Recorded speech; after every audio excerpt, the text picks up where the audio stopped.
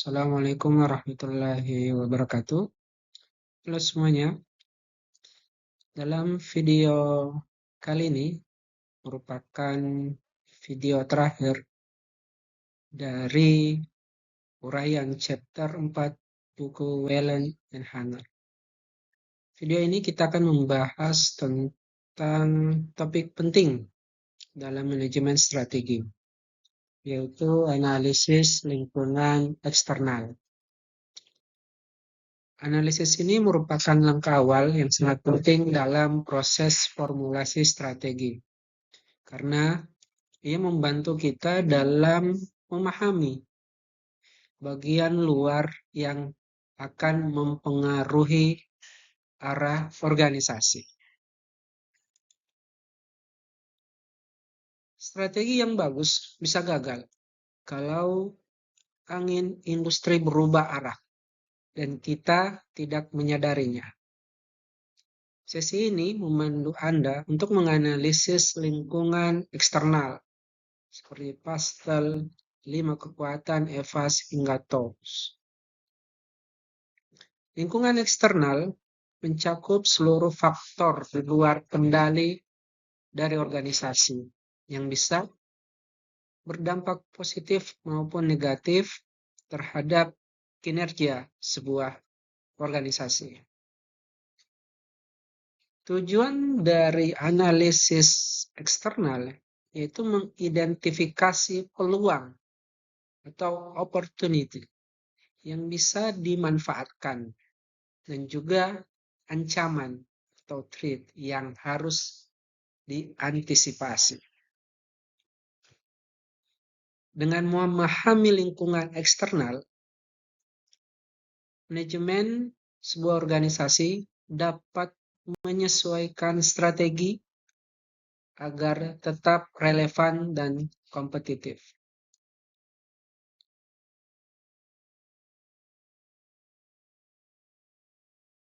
Tujuan dari scanning eksternal yaitu mengidentifikasi peluang dan juga ancaman.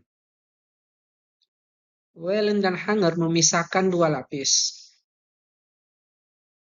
Lapisan pertama yaitu lingkungan sosial atau makro, disebut societal environment. Dan lapisan kedua adalah tax environment. Keduanya harus dipetakan agar strategi yang diterapkan itu relevan dengan masalah eksternal. Whelan dan Hanger membagi lingkungan eksternal menjadi 3 tingkatan. Yang pertama makro atau umum, mencakup kondisi politik, ekonomi, sosial, teknologi, lingkungan, dan hukum. Tingkatan kedua, yaitu lingkungan industri, seperti pesaing, struktur pasar, tempat organisasi beroperasi. Dan tingkatan yang ketiga adalah lingkungan operasional, yang berhubungan langsung dengan stakeholder, seperti pelanggan, supplier, dan juga pemerintah.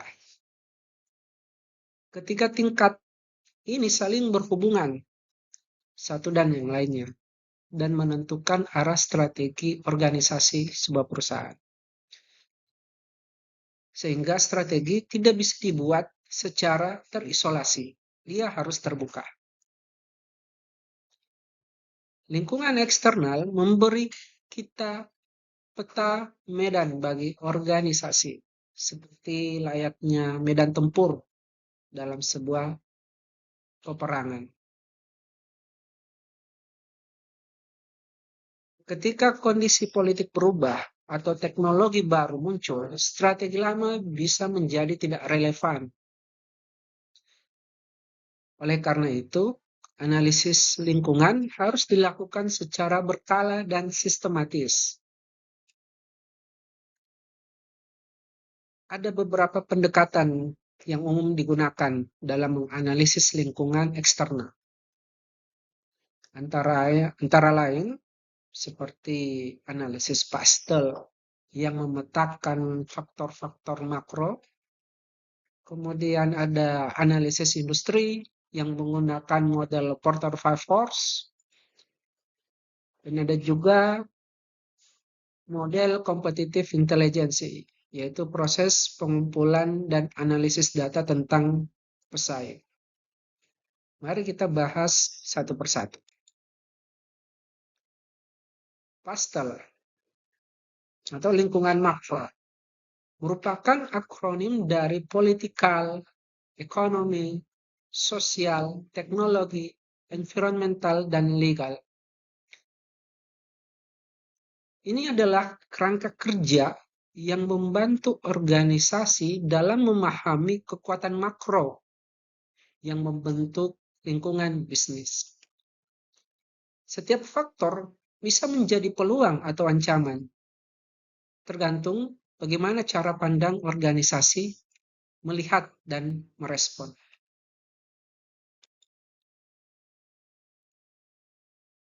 Nah, berikut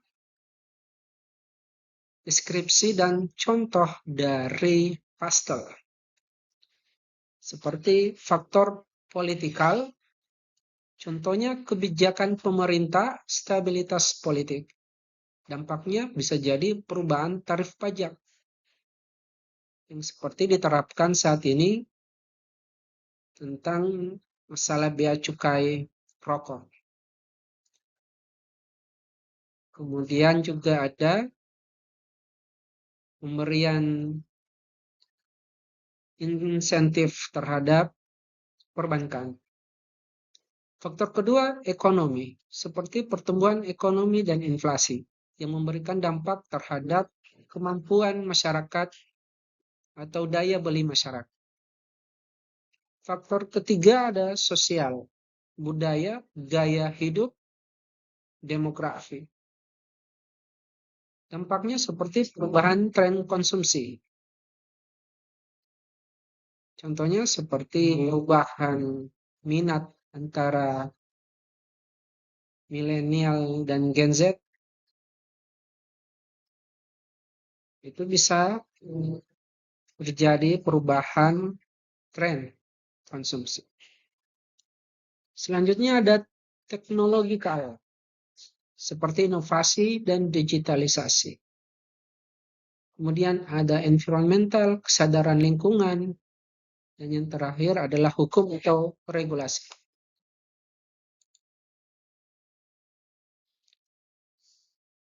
Faktor politik mencakup stabilitas pemerintah, kebijakan fiskal, hubungan internasional, serta regulasi pemerintah.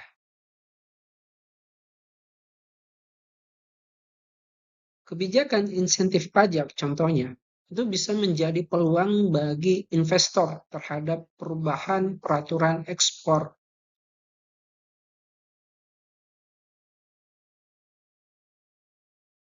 Maksud saya bahwa kebijakan insentif pajak bisa menjadi peluang bagi investor, tetapi perubahan peraturan ekspor bisa menjadi ancaman bagi pelaku industri. Di sektor publik, faktor politik juga menentukan program prioritas dan dukungan anggaran. Faktor selanjutnya yaitu faktor ekonomi. Faktor ekonomi meliputi inflasi, pertumbuhan PDB, tingkat suku bunga, nilai tukar, dan tingkat pengangguran. Ketika ekonomi tumbuh, daya beli masyarakat meningkat, sehingga menjadi peluang bagi para pelaku UMKM atau bisnis. Namun, saat inflasi tinggi atau suku bunga naik, biaya produksi juga ikut melonjak. Oleh karena itu, analisis ekonomi sangat membantu organisasi dalam memprediksi siklus bisnis. Faktor selanjutnya yaitu sosial dan kultural. Faktor sosial menggambarkan tren demografi, gaya hidup, nilai-nilai sosial, serta tingkat pendidikan. Contohnya, misalkan meningkatnya kesadaran terhadap gaya hidup sehat, mendorong munculnya industri makanan organik.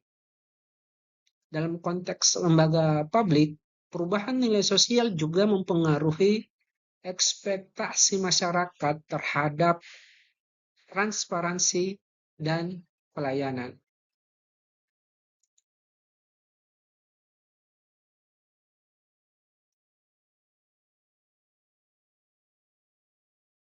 Unsur selanjutnya yaitu technological environment. Teknologi menjadi kekuatan penting yang paling dinamis dalam lingkungan eksternal saat ini. Munculnya kecerdasan buatan, AI, Internet of Things, dan Big Data telah mengubah cara organisasi dalam bekerja. Teknologi bisa menjadi peluang besar jika diadopsi dengan cepat, namun menjadi ancaman bila diabaikan.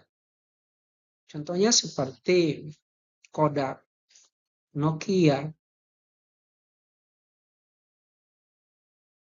BlackBerry, dan lainnya.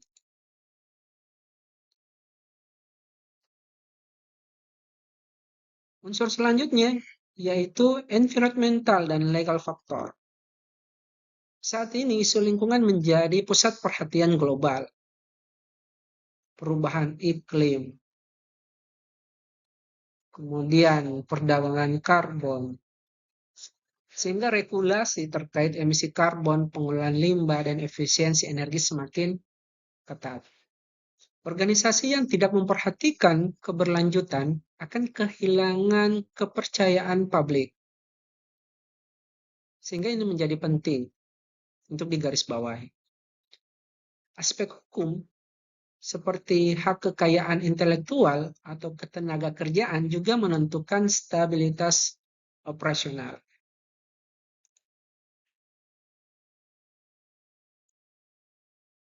Kemudian setelah kita menganalisis lingkungan makro, kita beralih ke lingkungan industri.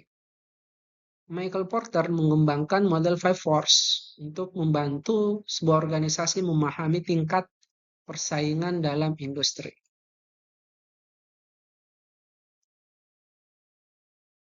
Yang pertama dari Five Force itu itu rivalitas sesama pemain, jumlah pesaing, tingkat pertumbuhan industri, dan diferensiasi. Yang kedua ada ancaman pendatang baru, seperti hambatan masuk, kebutuhan modal, dan akses distribusi.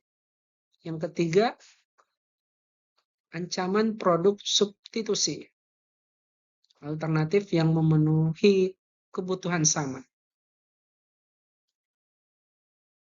Misalkan kalau kita meminum kopi tidak ada, masih ada produk substitusi, misalkan teh, susu, dan yang lain.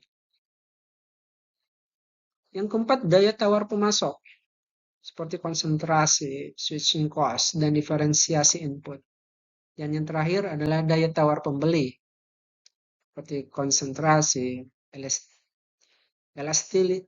elastisitas harga, dan juga informasi pembeli. Nah, ini beberapa contoh penerapan Five Force. Misalkan pendatang baru, ada marketplace online. Dampaknya apa? Seperti persaingan harga meningkat. Faktor kedua, supplier, produk bahan pokok. Sehingga apa?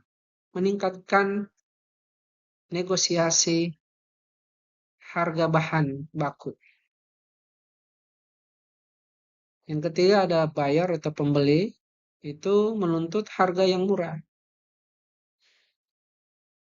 Kemudian ada substitusi atau e-commerce luar negeri yang menjadi alternatif atau pembanding. Yang terakhir ada rivalitas atau rivalry. Seperti contohnya Alfamart dan Indomaret dalam melakukan perang promosi harga. Selain makro dan industri, Wellen dan Hanger juga menekankan pentingnya lingkungan operasional yang mencakup stakeholder langsung seperti pelanggan, pemasok, pemerintah, serikat kerja, dan media. Dengan memahami hubungan ini, organisasi bisa meminimalkan risiko dan meningkatkan dukungan atau kepercayaan publik.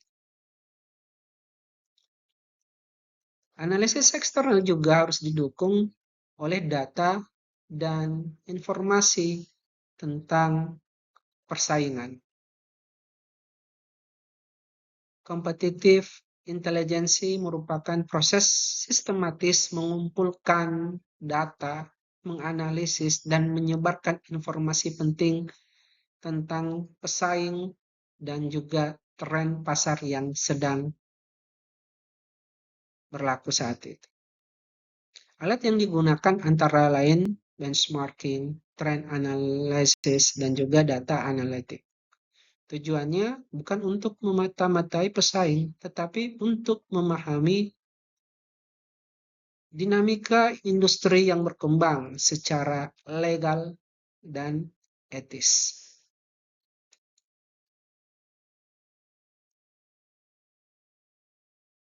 Ini contoh EVAS peluang seperti pertumbuhan e-commerce, ancaman regulasi ketat.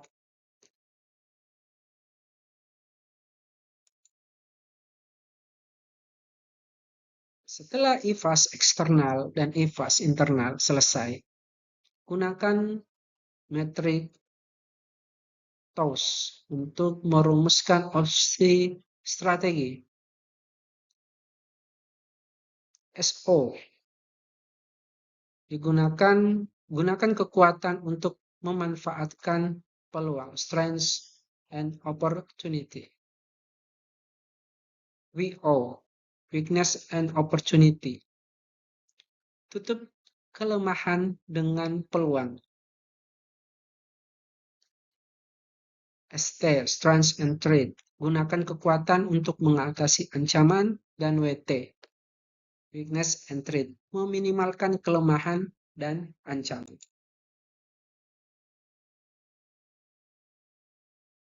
Dalam kompetitif intelijensi, data-data seperti laporan industri, regulasi, teknologi, survei konsumen, wawancara, ekspor, itu digunakan dalam menganalisis strategi pemasaran. Semua hasil analisis eksternal menjadi bahan utama dalam analisis SWOT, khususnya bagian opportunity dan threats. Strategi yang efektif lahir dari kemampuan membaca peluang dan menghindari ancaman dengan cerdas. Misalnya, peluang digitalisasi bisa direspon dengan strategi informasi digital. Sementara ancaman disrupsi bisa diatasi dengan inovasi produk.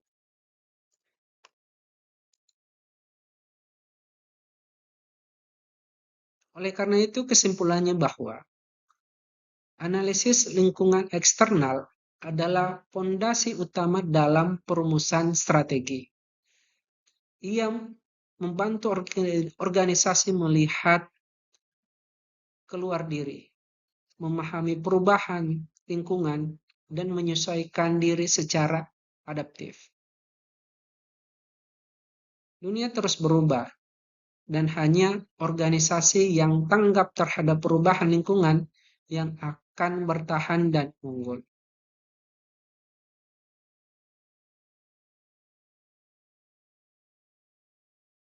Lingkungan terus berubah, sehingga strategi tidak boleh bersifat tertutup. Harus memiliki sifat yang dinamis dan berbasis informasi. Demikian penjelasan tentang analisis eksternal. Terima kasih telah menyimak. Billahi taufiq wal hidayah. Assalamualaikum warahmatullahi wabarakatuh.